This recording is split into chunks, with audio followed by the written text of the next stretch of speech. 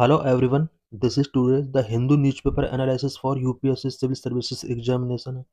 Today we will discuss mainly four issues. The first issue is related to status of Indian pharma industry. Second issue is related to Indian space sector. Third issue is related to advantage and disadvantage of artificial intelligence. Fourth issue is related to India UAE military exercise, Desert Cyclone Second. So let's discuss all the issues in detail. What is the status of India's pharmaceutical industry on the global stage? The Indian pharmaceutical industry, often called the pharmacy of the world, is a strategic sector for India, essential for global healthcare and economic growth. Indian pharmaceutical industry, जिसे pharmacy of world के नाम से जाना जाता है, India के लिए एक स्ट्रेटेजिक सेक्टर है, global health care and economic growth के लिए इम्पोर्टेंट है।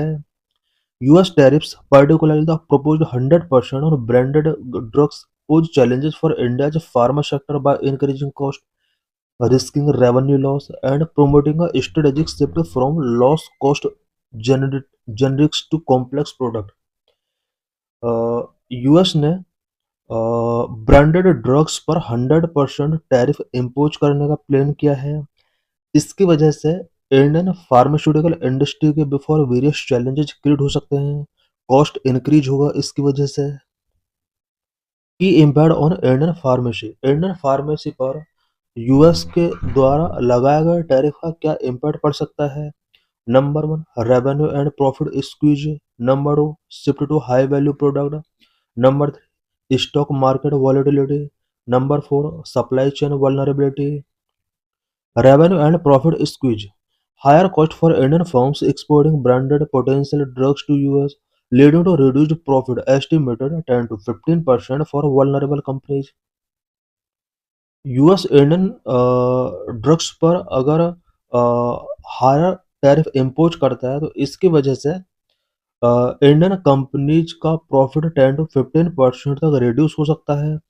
Shift to high-value product. Accelerate the need to invest in complex generics, biosimilars, and research and development to compete beyond basic generics. Stock market volatility. Shake investors' confidence, potentially impacting pharma stock prices. US के tariff से Indian investors के confidence को shake कर सकता है, जिसकी वजह से फार्मा स्टॉक प्राइसेस इम्पैक्ट हो सकते हैं। Supply chain vulnerability. Highlight India's heavy reliance on China for active pharmaceutical ingredients. Status and ranking of Indian pharmacy. Indian pharmacy का क्या status है? Global rank. India remains the third largest producer by volume and 14th by value globally. Uh,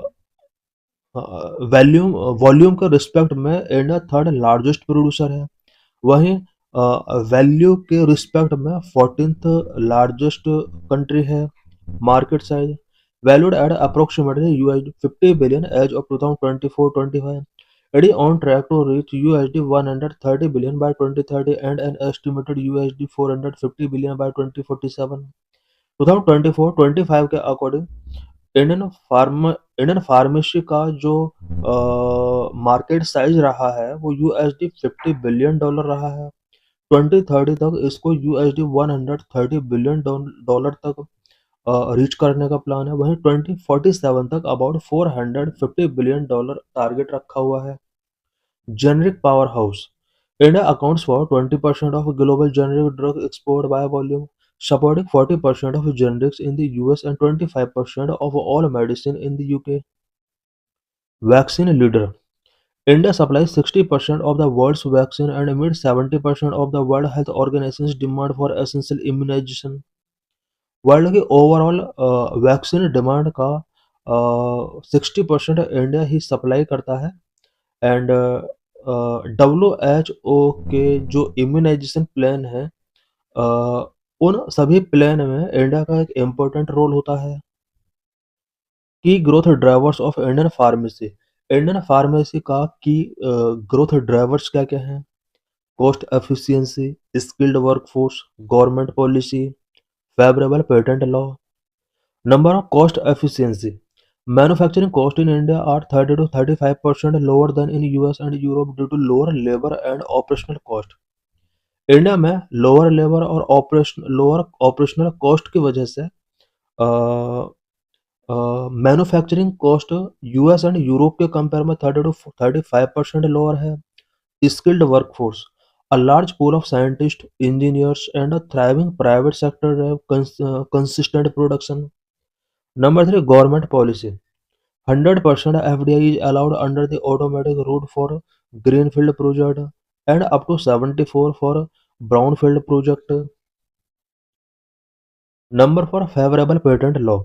The Patent Act 1970 prevent evergreening of patent, allowing Indian firms to produce affordable generic versions of life-saving drugs. Critical challenge before Indian pharmacy के before क्या क्या challenges हैं. Number one, की challenges include heavy reliance on API import particularly from China creating supply chain vulnerability. API import से related various challenges हैं because China से हम यहाँ पर फार्मेसी इंग्रेडिएंट्स के लिए डिपेंड रहते हैं. Number two, concern also exists regarding quality and regulatory standard causing incident related to contaminated product and international warning. Number three, low research and development investment under 1% of GDP trails global competitors and intellectual property right issues persist. India में research and development पर investment GDP का 1% से भी less है and intellectual property right से related various issues persist हैं. Major government initiative related to Indian pharmacy से related government का मेजर इनिशिएटिव्स क्या क्या हैं. Number of production linked incentive PLI scheme.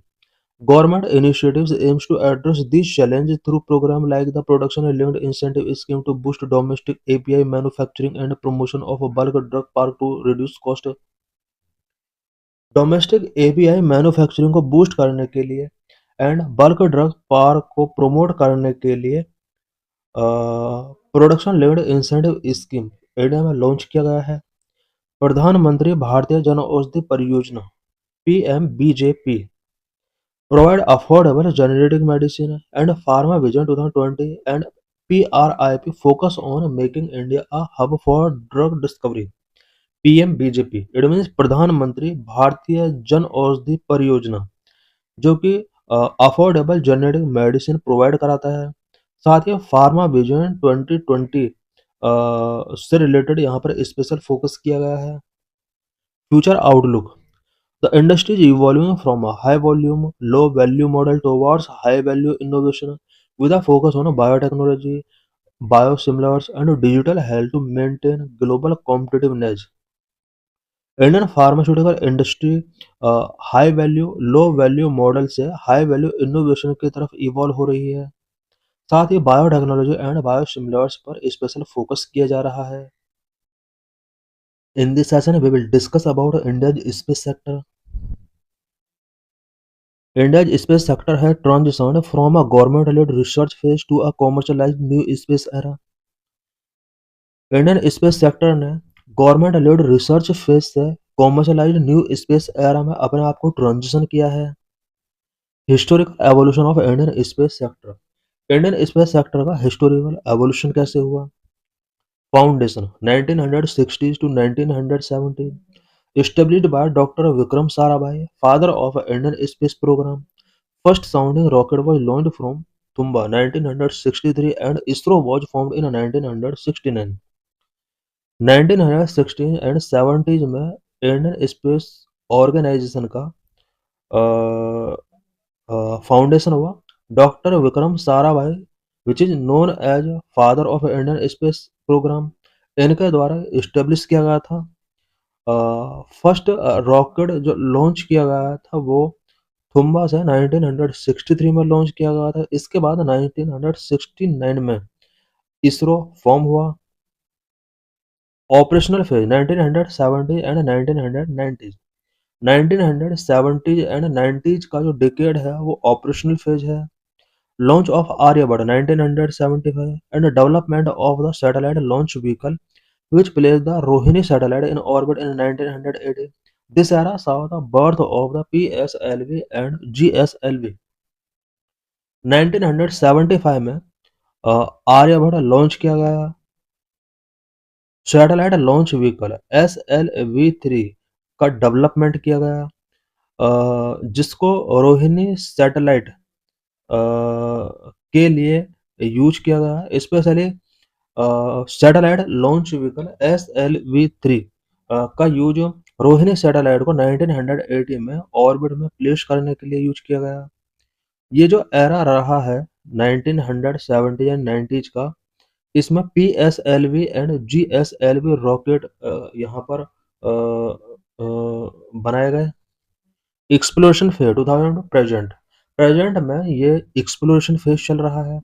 Shift toward interplanetary missions like Chandrayaan-1, Mangalyaan and Chandrayaan-3, which made India the first to land the lunar south pole. Present phase जो चल रहा है वो exploration phase चल रहा है। Exploration phase के अंदर इंटरप्लेनेटरी मिशंस लॉन्च किए जा रहे हैं। 2008 में चंद्रयान-1 लॉन्च किया गया था। 2014 में मंगलयान लॉन्च किया गया था।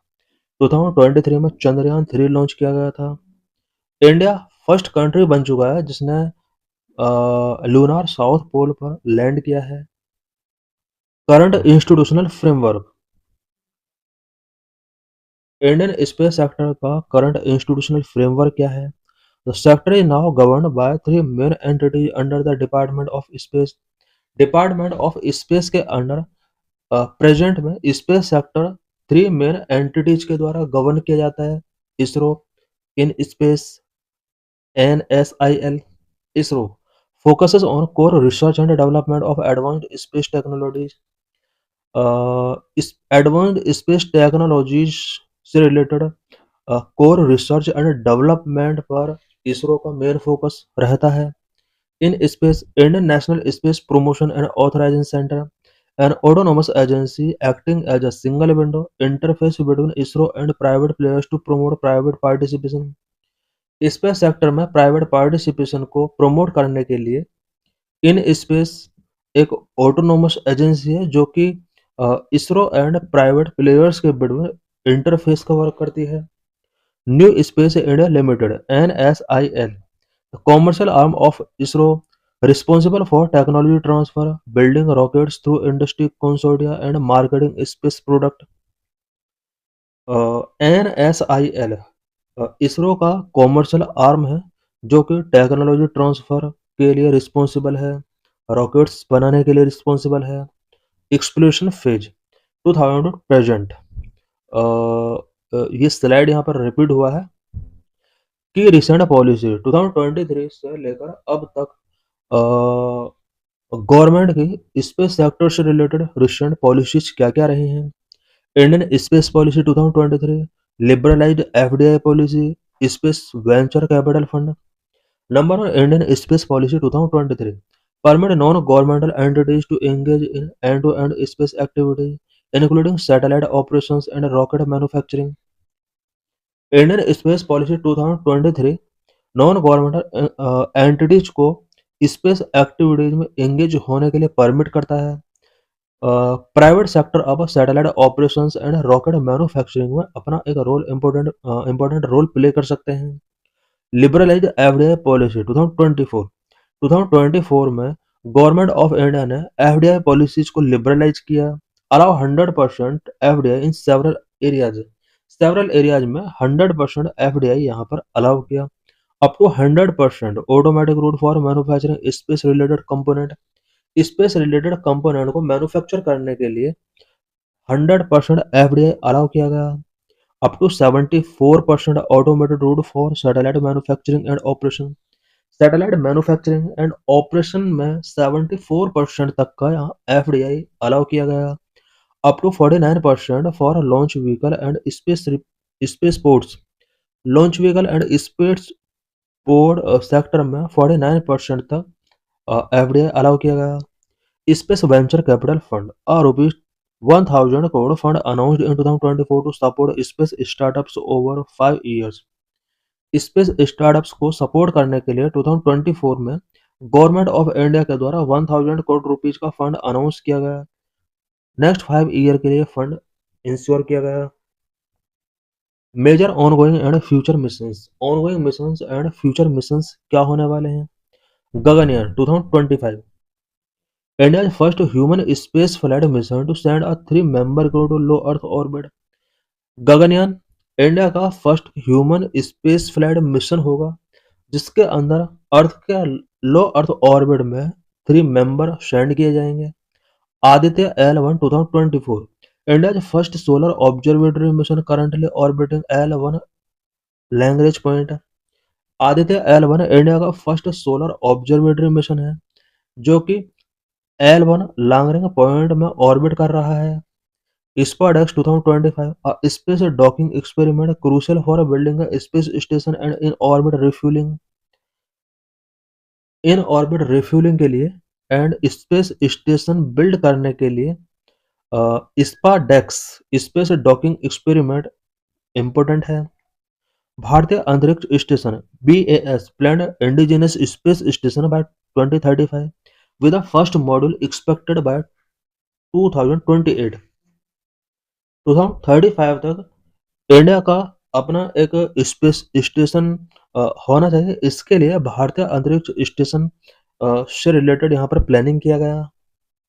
Chandrayaan 4, a lunar sample return mission planned for around 2027-2028। Chandrayaan 4 से रिलेटेड यहाँ पर एक जो टारगेट रखा हुआ है 2027-28 के लिए, ये इम्पोर्टेंट मिशन होगा। Shukrayaan Venus orbiter mission approved for launch in 2028 to study the Venusian atmosphere. Venusian atmosphere को स्टडी करने के लिए 2028 में इंडिया के द्वारा शुक्रयान लॉन्च किया जाएगा। Challenges and issues before Indian space sector. Number 1 global market share, number 2 technological gap, number 3 space debris, number 4 regulatory uncertainty, number 4 four ही इसमें इश्यूज एंड चैलेंजेस हैं। यहाँ पर स्लाइड्स बार बार रिपीट हो रहा है। Global market share, India account for only 2 to 3% of the global space economy. Global space economy में India का रोल 2 to 3% है। Technological gap, reliance on import for high end component like specialised sensors and semiconductor. Specialised sensors and semiconductor component के लिए India को अभी other country से import कराना होता है। Space debris, managing over 100 Indian origin object in orbit remains a sustainability concern. India के about 100 object हैं जो स्पेस में मूव कर रहे हैं, डेब्रिस के तौर पर ये यूज मूव कर रहे हैं। ये इंडिया के बिफोर एक बिग कंसर्न है। Regulatory uncertainty, the lack of comprehensive space activities act to define liability and insurance framework for private player।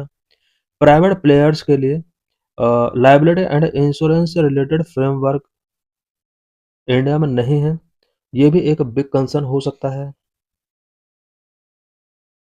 In this lecture, we will discuss is artificial intelligence a threat or opportunity for human workforce?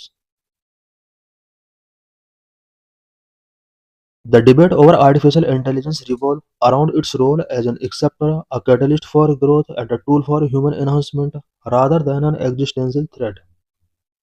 Artificial intelligence एक acceptor है या फिर growth के लिए catalyst का work करता है, human enhancement के लिए एक टूल का वर्क करता है, या फिर ये वर्क फोर्स के बिफोर एक थ्रेड है। इससे रिलेटेड ये एक डिबेट का सब्जेक्ट है। We must view artificial intelligence through a balance prism. Artificial intelligence को हमें बैलेंस प्रिज्म के तौर पर देखना होगा to ensure it remain a boon और अ बैन, सो दैट ये इंश्योर किया जा सके कि आर्टिफिशियल इंटेलिजेंस एक बून है या फिर bane. Artificial intelligence as an acceptor, it means opportunity. AI is increasingly accepted as an impetus for evolution across diverse sectors in India: education, governance and judiciary, economic productivity, sectoral advancement. इन सभी sector में artificial intelligence को एक acceptor के तौर पर use किया जा रहा है। Education, as per the national education policy 2020, Artificial intelligence is not a threat to teaching but a tool for personalizing learning and integrating moral reasoning with digital literacy. National education policy 2020 के according artificial intelligence teaching में एक thread नहीं है, बल्कि ये learning and learning को personalise करने के लिए एक इम्पोर्टेंट टूल है। मोरल रीजनिंग को डिजिटल लिटरेसी के साथ इंटीग्रेट करने के लिए ये एक इम्पोर्टेंट टूल है। Governance and judiciary, artificial intelligence is being accepted to reduce judicial dependency. For example, e-code project phase 3 and improve the targeting of government schemes with greater transparency and efficiency. Artificial intelligence का use आज governance and judiciary में किया जा रहा है। Judiciary में judicial pendency को reduce करने के लिए आर्टिफिशियल इंटेलिजेंस का यूज किया जा रहा है। गवर्नेंस में गवर्नमेंट स्कीम को इम्प्रूव करने के लिए, ट्रांसपेरेंसी एंड एफिशिएंसी मेंटेन करने के लिए इसका यूज किया जा रहा है। Economic productivity, artificial intelligence act as a multiplier rather than a replacer, automating repetitive tasks so human can focus on high value creative and strategic work. Artificial intelligence का use आज इकोनॉमिक प्रोडक्टिविटी को increase करने के लिए किया जा रहा है। मल्टीप्लायर के तौर पर आज इसको यूज किया जा रहा है। Automating repeated task, artificial intelligence आज कर रहा है। ह्यूमन हाई वैल्यू क्रिएटिव पर फोकस कर रहा है। Sectoral advancement, in agriculture AI assist in crop planning and paste forecast, in health care it enhance diagnostic and drug discovery. Sectoral advancement में भी आज आर्टिफिशियल इंटेलिजेंस का यूज किया जा रहा है। एग्रीकल्चर सेक्टर में artificial intelligence crop planning and paste forecast में हेल्प कर रहा है। हेल्थ केयर सेक्टर में डायग्नोस्टिक को एनहांस करने में एंड ड्रग डिस्कवरी के लिए एक इम्पोर्टेंट रोल प्ले कर रहा है। The threat perception, artificial intelligence से रिलेटेड क्या क्या थ्रेड हो सकते हैं। While not an inherent threat, AI present systematic risk that must be manage. Artificial intelligence कुछ सिस्टमेटिक रिस्क भी पोज कर रहा है जिसको मैनेज किया जाना चाहिए, such as job displacement, ethical concern, security and sovereignty. Job displacement, labor intensive sectors in India face a risk of mass unemployment if reskilling does not keep pace with automation. Labour intensive sectors में मास unemployment से related risk है। Ethical concern, deep fakes, algorithmic Beas and privacy breaches pose credible threat to social harmony and democracy. Security and sovereignty, the rise of autonomous weapons and AI-driven misinformation campaigns can undermine national security and traditional notions of state control. What is way forward? Responsible AI for all. Emphasize Niti Aayog's responsible AI strategy, which focus on safety, reliability, and inclusivity. NITI Aayog ने responsible AI strategy पर emphasise किया है, जो कि safety, reliability and inclusivity पर focus करती है। Human in the loop, critical decisions, human description is a necessary and desirable paradigm. Global cooperation, international pact like the Bletchley declaration to highlight the shift towards global AI safety standard. Avoid over-reliance. AI should be supplement for a fact, not a replacement for the critical thinking and nuanced. Artificial intelligence का use fact के supplement के तौर पर करना चाहिए। Critical thinking and nuanced को replacement करने के लिए इसका यूज नहीं किया जाना चाहिए। In this session, we will discuss about a desert cyclone exercise, which is India UAE joint military exercise. Why in news?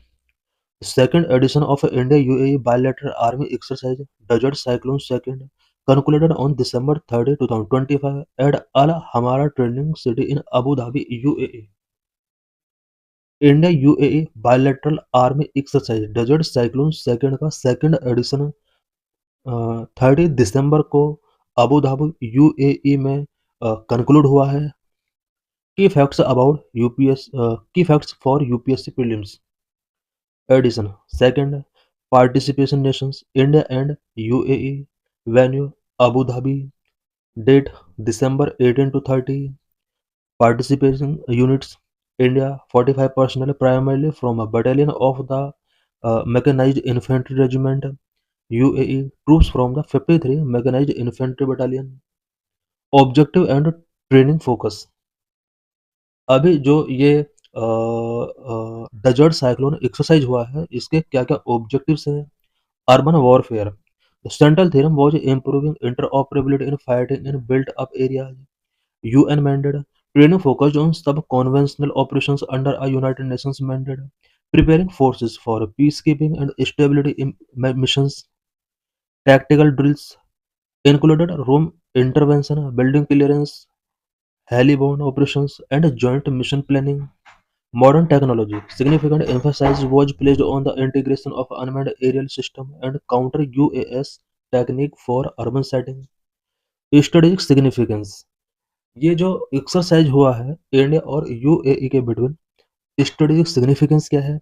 Defence diplomacy: reflect the deepening comprehensive strategic partnership between India and UAE. India और UAE के between इस exercise ने comprehensive strategic partnership के deep knowledge को reflect किया है.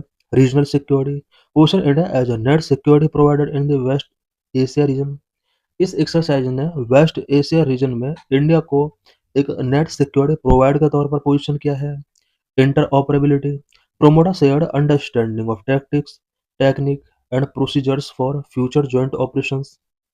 Background: inaugural edition: the first desert cyclone exercise took place from January to 15, 2024 at the Mahajan Field firing range in Rajasthan, India.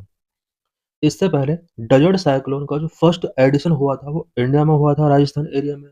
जनवरी 2 से start हुआ था, जनवरी 15 तक ये कंक्लूड हुआ था. Note on similar names: do not confuse this with exercise cyclone which is a joint special force exercise conducted between India and Egypt. Similar names से related यहाँ पर कंफ्यूजन हो सकता है. एक अदर एक्सरसाइज एक्सरसाइज साइक्लोन है. Desert cyclone and exercise cyclone है, दोनों डिफरेंट एक्सरसाइज हैं. एक्सरसाइज साइक्लोन इंडिया और इजिप्ट के बिटवीन कंडक्टेड किया गया एक्सरसाइज है, जबकि डेजर्ट साइक्लोन इंडिया और यूएई के बिटवीन कंडक्टेड किया गया एक्सरसाइज है. So thanks for watching this video.